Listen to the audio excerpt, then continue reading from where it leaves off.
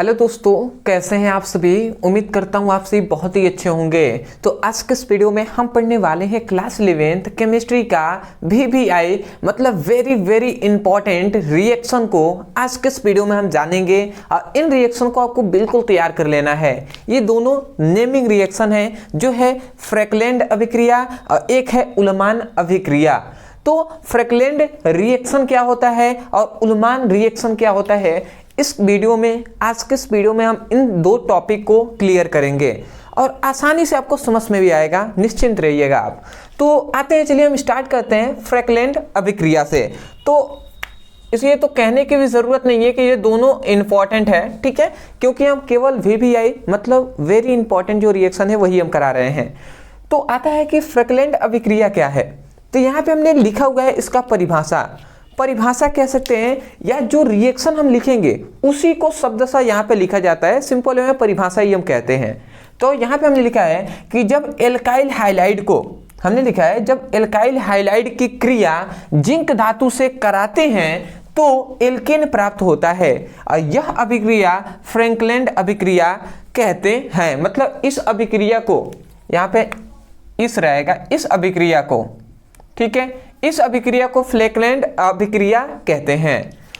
थोड़ा सा हम इसको रिएक्शन बता दे रहे हैं, रिएक्शन बताएंगे तो आपको ये सब कुछ याद हो जाएगा, ठीक है। तो रिएक्शन क्या है कि सबसे पहले हम एल्काइल हाइलाइड को ले लेंगे, ठीक है। तो मैं यहाँ पे एल्काइल हाइलाइड को ले रहा हूँ, जैसे कि CH3 को यहाँ पे क्लोरोमेथेन हमने ले लिया, ये एक एल्काइल हाइलाइड है। तो जो क्लोरोमेथेन है इसका हम दो अणु लेंगे, ठीक है। तो एक क्लोरोमेथेन यहाँ पे हमने ले लिया और सपोज दैट, और एक क्लोरोमेथेन हमने यहाँ पे ले लिया। देखिए दो हमने क्लोरोमेथेन को ले लिया है, मतलब क्लोरोमेथेन का दो अणु ले लिया है हमने। हम चाहते तो यहाँ पे भी दो लिख सकते थे, ठीक है। ये दो ना लिखकर ऐसे ना लिखकर हम सीधा यहाँ पे दो लिख देते तो उसका भी मतलब वही होता, बट हमने इस प्रकार इसलिए लिखा है जिससे रिएक्शन समझ में आए। तो देखिए हमने क्लोरोमेथेन का दो अणु हमने लिया है। अब इसका हम क्या करेंगे, जिंक से हम क्रिया कराते हैं। तो जब हम जिंक धातु से, यहाँ पे क्या है ना, जिंक धातु से क्रिया कराया जाता है, जब इसकी हम क्रिया कराएंगे तो हमें क्या प्राप्त होगा, हमें प्राप्त होगा एल्केन। वो कैसे प्राप्त होगा, तो सिंपल वे में कुछ नहीं होता है, ये जिंक है और यहाँ से दो क्लोरीन निकलते हैं, ठीक है। और ये दोनों ऐड हो जाते हैं। तो ध्यान से समझेंगे, ये तो बाहर निकल जाएंगे, मतलब ZnCl, ठीक है, ये दोनों बाहर निकल जाते हैं। और उसके बाद CH3 ये आपस में क्रिया करा लेते हैं। तो 2 मतलब ऐसे हम लिख सकते हैं CH3, ठीक है। तो ये आपका प्राप्त हो जाता है, ठीक है। तो आपको समझ में आ गया। देखिए हमने कुछ नहीं, यहाँ से जिंक निकला है, यहाँ से दो क्लोरीन निकला है, तो ZnCl निकल गया है इधर, ठीक है। और ये CH3 के साथ ऐड होकर CH3 बना दिया है। इसका नाम क्या है, एथेन है। तो मैं यहाँ पे नाम लिख दे रहा हूं एथेन, ठीक है। अब आप, ये तो मैंने केवल ये आपको समझाने के लिए बताया है, ऐसे आपको मतलब समझ में आ जाए, ठीक है। अब एक आपको दिक्कत लग रहा होगा, इसका नाम क्या है, क्लोरोमेथेन है। मैं नाम लिख दे रहा हूं क्लोरोमेथेन। अब कुछ स्टूडेंट ऐसे होंगे जो सोच रहे होंगे कि सर मुझे रिएक्शन उतना अच्छा समझ में नहीं आया, क्योंकि मान लेते हैं इधर जिंक है और इधर दो क्लोरीन है, तो इधर तो क्लोरीन आपने एक ही लिखा है, मतलब समीकरण संतुलित नहीं है।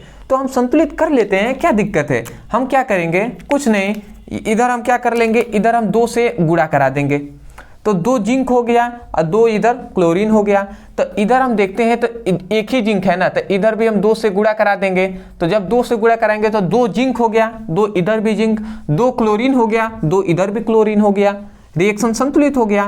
तो यही है आपका क्या है, ये अभिक्रिया का नाम है फ्रैकलैंड अभिक्रिया। तो यदि आपको रिएक्शन आता है तो आप यही लिखेंगे कि जब क्लोरोमेथेन को, क्या लिखा गया है, क्लोरोमेथेन लिखे या एल्काइल हाइलाइड लिख दें, ठीक है। एल्काइल हाइलाइड के अंतर्गत बहुत सारे आ जाएंगे, जैसे C2H5 भी आ जाएगा। यहाँ पे जहाँ पर CH3 लिखे हैं वहाँ पे C2H5 भी लिख सकते थे, परंतु यदि C2H5 लिखते तो यहाँ पर एथेन नहीं प्राप्त होता, इसलिए हमने मेथेन को लिया है। जैसे 2 कार्बन होगा तभी तो प्राप्त होगा ना। तो यही आप कह देंगे कि जब एल्काइल हाइलाइड की क्रिया जिंक धातु से कराया जाता है तो एथेन प्राप्त होता है। और ये रिएक्शन आप लिख देंगे, आपको फुल नंबर मिल जाएगा। समझ गए। आते हैं दूसरे पर। दूसरा है उल्मान अभिक्रिया। इसको भी हम समझ लेते हैं, परिभाषा हम पहले लिखेंगे। तो यहाँ पे लिखा है जब आइडोबेंजीन को, क्या लिखा गया है, जब आइडोबेंजीन को, ठीक है, बेंजीन को कॉपर के चूर्ण के साथ बंद नली में क्रिया कराए, मतलब बंद नली में गर्म किया जाता है तो डाइफिनाइल बनता है और यह अभिक्रिया ही उल्मान अभिक्रिया कहलाता है। मतलब यहाँ पे क्या कहा गया कि आइडोबेंजीन को कॉपर के चूर्ण के साथ हम बंद नली में क्रिया कराएंगे और जब इसकी क्रिया करेंगे, गर्म करेंगे, तो हमें डाइफिनाइल प्राप्त होगा और यही डाइफिनाइल जो प्राप्त होगा तो इस अभिक्रिया को ही उल्मान अभिक्रिया कहते हैं। रिएक्शन समझ जाएंगे, ये याद हो जाएगा। तो रिएक्शन ही हम समझते हैं। देखिए हम आइडोबेंजीन को ले लेते हैं।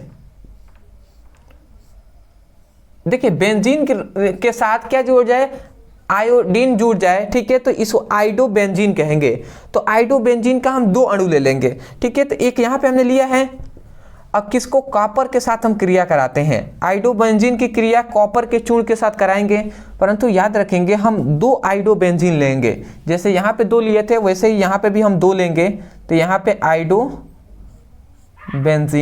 इस प्रकार हम लिख दे रहे हैं, ठीक है। देखिए ये आई को इधर लिखे या इधर, मतलब आयोडीन को इधर लिखे या इधर, उससे कोई दिक्कत नहीं है, बस समझाने के लिए मैंने यहाँ पे लिख दिया है। मैं इसको चाहता तो नीचे भी लिख सकता था, उससे कंफ्यूज नहीं होना है, ठीक है। देखिए तो आइडोबेंजीन का हमने 2 अणु ले लिया है और कॉपर के चूर्ण के साथ हम इसको बंद नली में गर्म करेंगे। क्या, बंद नली में, बंद नली में। तो बंद नली में जब हम गर्म करते हैं तो कुछ नहीं होता है, यहाँ से क्या निकलता है, यहाँ से ये निकलता है, आप ध्यान से समझेंगे, यहाँ से ये दोनों निकल जाते हैं। देखिए यहाँ से कॉपर निकलेगा, आयोडीन निकल जाता है, तो ये साइड प्रोडक्ट निकलते हैं आपके। तो ये साइड में हम लिख देंगे CuI, ठीक है। आई तो 2 लिख देंगे क्योंकि 2 आयोडीन है तो 2 से हमने गुणा करा दिया, ठीक है। अब देखिए यहाँ पे एक बेंजीन ये बचा, ये बचा, दोनों बेंजीन को हम यहाँ पे लिख देंगे,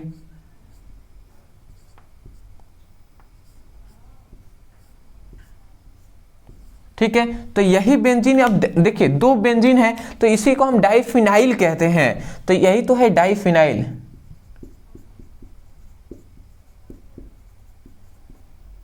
ठीक है। तो ये डाइफिनाइल हमने लिख दिया।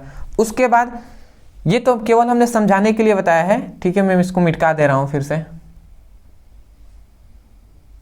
ठीक। तो ये क्या है, आइडोबेंजीन है, तो मैं यहां पे नाम लिख दे रहा हूं,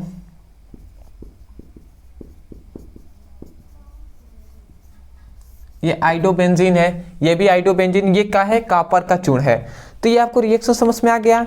अब इसमें भी डाउट होगा कि सर यहाँ पे 2 आयोडीन है, इधर एक ही आयोडीन आपने लिखा है।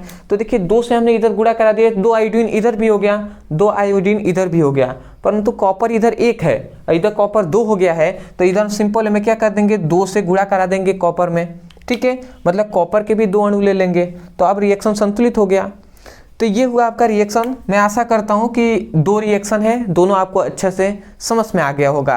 बोलना यही है कि जब आइडोबेंजीन की क्रिया कॉपर के चूर्ण के साथ बंद नली में गर्म किया जाता है तो डाइफिनाइल प्राप्त होता है।